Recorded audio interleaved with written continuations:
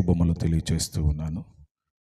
గమనించండి దేవుని బిడ్డలారా, ఈరోజు సేవ చేసేవారు ఎలా ఉన్నారు అంటే, దేవుని సేవను పక్కన పెట్టి వారి సొంత సేవ చేసుకుంటూ ఉన్నారు. దేవుని మాటలు చెప్పేది పక్కన పెట్టి తనకు లాభం వచ్చే మాటలు చెప్పుకుంటూ ఉన్నారు. నేను ఏ సేవకుని కూడా కించపరచలేదు, కానీ ఈరోజు జరుగుతున్న ఈ పరిస్థితులను చూస్తే చాలా బాధగా ఉంటుంది.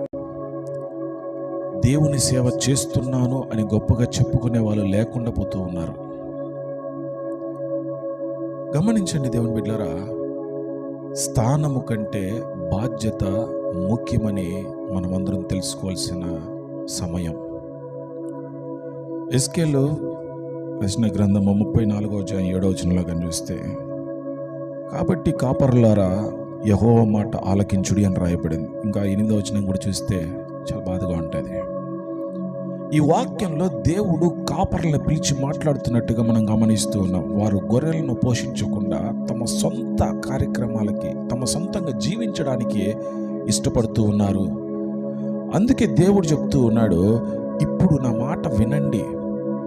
దయచేసి గమనించండి, ఇది కోపంతో కూడిన మాట కాదు, కానీ బాధతో నిండిన దేవుని స్వరముగా ఈరోజు మనం గుర్తించాలి.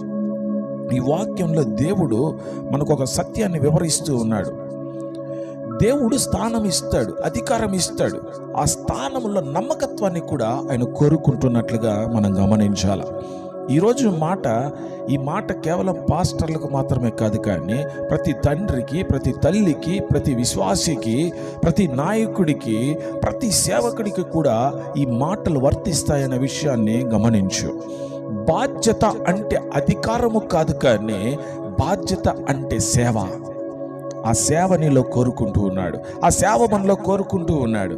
యాకోబు రాసిన పత్రిక 3వ అధ్యాయం 1వ వచనంలో బోధకులు కఠినమైన తీర్పు పొందుతారని రాయబడింది.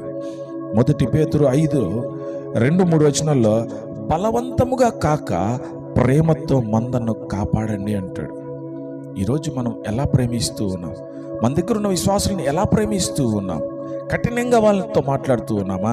ప్రేమ కలిగి మాట్లాడుతూ ఉన్నామా? ప్రభు అంటున్నాడు, కఠినంగా కాదు, ప్రేమతో మాట్లాడు అంటున్నాడు.